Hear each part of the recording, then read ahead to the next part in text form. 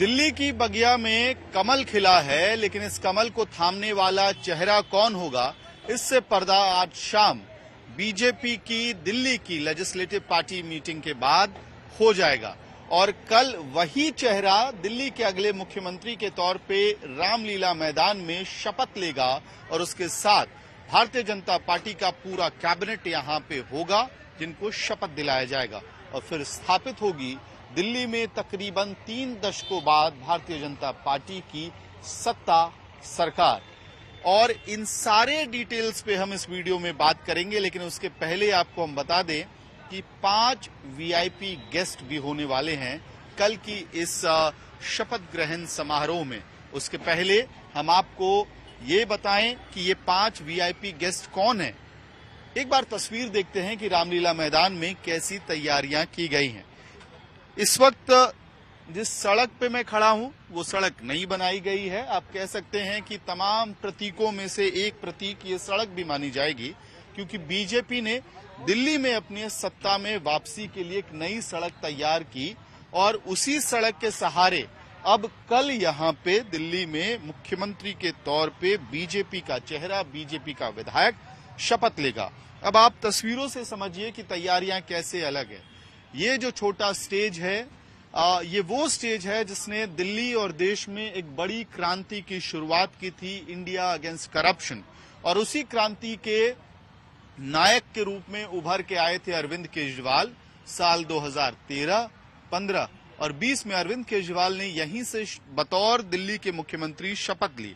लेकिन अब जब बीजेपी ने रामलीला मैदान के प्रतीक को अरविंद केजरीवाल से छीना है, तो शपथ ग्रहण समारोह रामलीला मैदान में तो होगा, लेकिन उसके लिए मंच अलग बनाया गया है। थोड़ा कैमरा और जूम होगा तो आपको दिखेगा कि अंदर एक बड़ा टेंट खड़ा किया गया है, तैयार किया गया है।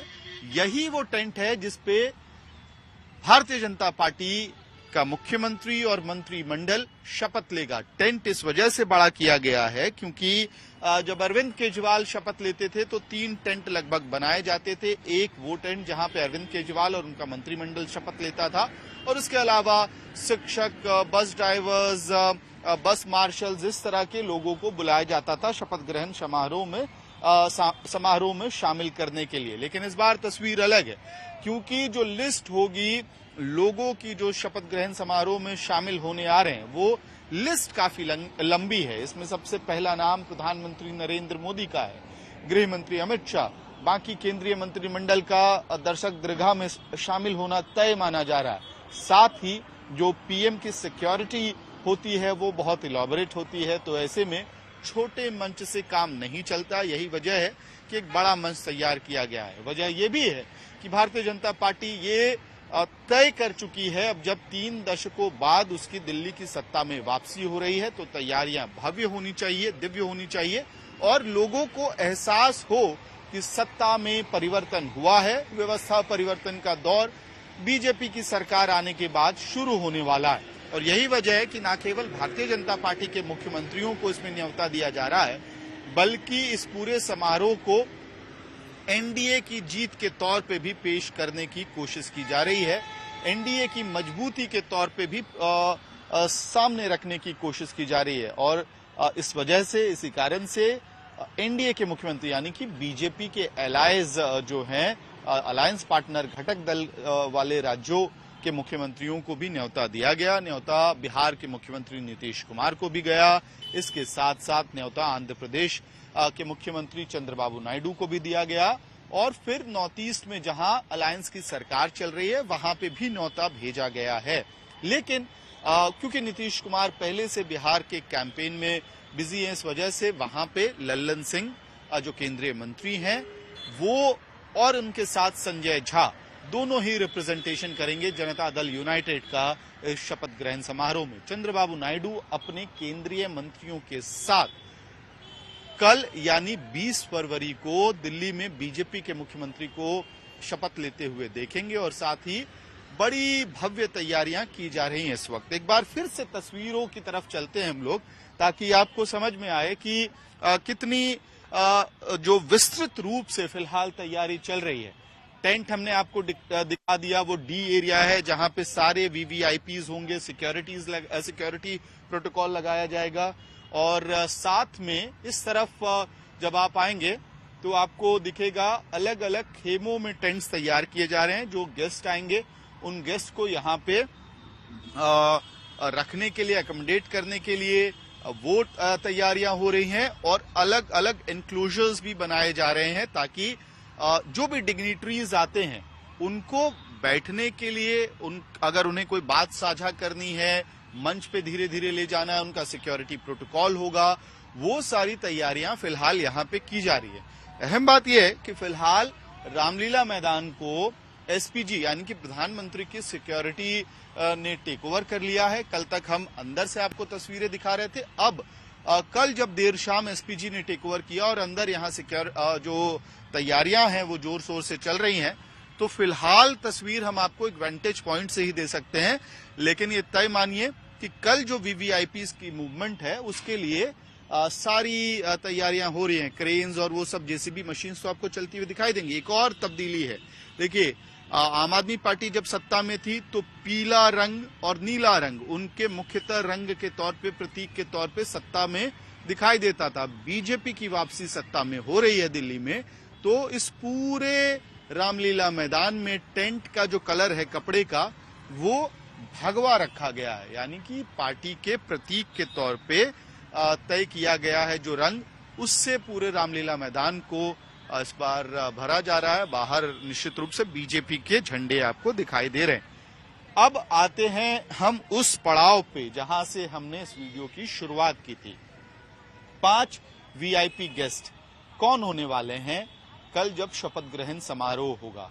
तो सबसे पहले इस गेस्ट में आप मान के चलिए कि पहला वीआईपी होने वाला है महिलाओं का इंक्लूजन, क्योंकि ये तय माना जा रहा है कि दिल्ली में बीजेपी की जीत में महिला वोटर्स ने एक बड़ा रोल प्ले किया, एक बड़ी भूमिका अदा की और भारतीय जनता पार्टी ने ये वादा किया है कि दिल्ली में सत्ता उनकी सरकार बनने के बाद तकरीबन 2,500 रुपए हर महीने दिल्ली की महिलाओं को वो बतौर सहयोग राशि, सम्मान राशि देंगे।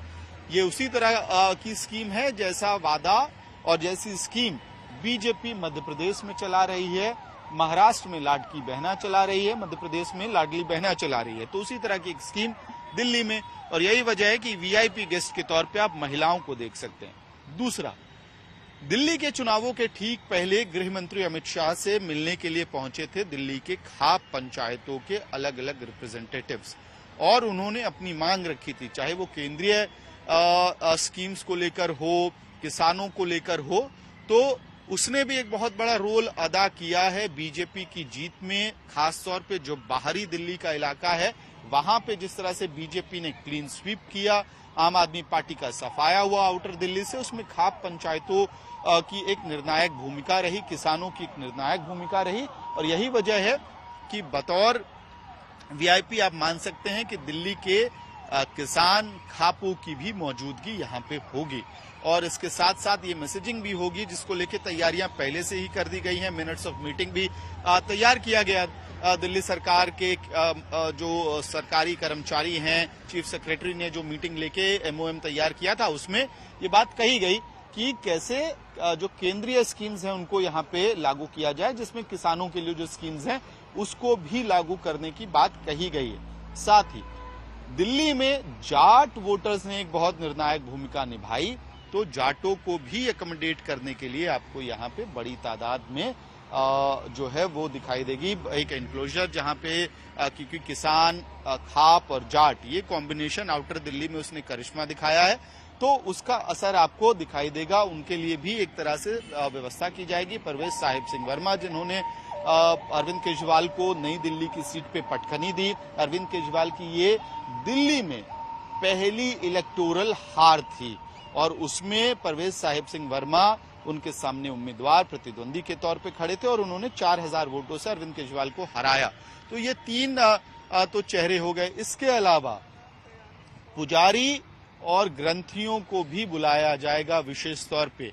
दिल्ली विधानसभा चुनाव में हमने देखा था कि बीजेपी और आम आदमी पार्टी के बीच एक बड़ी खींचतान शुरू हुई थी इस बात को लेकर कि आखिरकार पुजारी ग्रंथियों का वोट बैंक जो है वो किसकी तरफ शिफ्ट होगा। आम आदमी पार्टी ने बीजेपी को बड़ा डेंट देने के लिए ये तैयारी की कि पुजारी ग्रंथि सम्मान योजना का अनाउंसमेंट किया था उन्होंने, और इसी अनाउंसमेंट के बाद एक तरह से तलवार तनती हुई दिखी थी बीजेपी और आम आदमी पार्टी के बीच, जहां तक हिंदुत्व या सॉफ्ट हिंदुत्व की राजनीति का सवाल बनता है। अब जब बीजेपी की जीत हुई है तो उस कोर कॉन्स्टिट्यूएंसी को अपनी तरफ वापस लाना और मैसेजिंग, प्रतीक मैं फिर से कहूंगा बहुत महत्वपूर्ण होता है। तो एक प्रतीक के तौर पे ये दिखाना कि दिल्ली के पुजारी और ग्रंथी हमारे साथ हैं, उनके लिए भी एक विशेष व्यवस्था की जाएगी। तो ये 4 वीआईपीज का जिक्र हमने किया। अब पांचवी कड़ी वो जिसको प्रधानमंत्री नरेंद्र मोदी ने दिल्ली के कैंपेन में सबसे ज्यादा तवज्जो दिया। दिल्ली के झुग्गी स्लम क्लस्टर्स में रहने वाले प्रवासी लोग, पूर्वांचली जनता और जो गरीब तबके का वोटर बैंक है उस पर बहुत ज्यादा फोकस बीजेपी का था। और यही वजह है कि प्रधानमंत्री नरेंद्र मोदी की जब पहली रैली हुई थी दिल्ली में तो उस वक्त झुग्गी बस्तियों से लोगों को बुलाकर जहां झुग्गी वहां मकान, वहीं मकान वाले नारे के तहत आवास दिए गए थे। अब जब दिल्ली में बीजेपी के मुख्यमंत्री के शपथ ग्रहण की तैयारी हो रही है, 20 तारीख को शपथ होगा, स्टेज लग चुका है, तो वहां पे 5वें वीआईपी के तौर पे आपको दिल्ली के झुग्गी बस्तियों से लोगों को, स्लम क्लस्टर से लोगों को लाकर बुलाया जाएगा, ताकि दिल्ली में हो रहा है।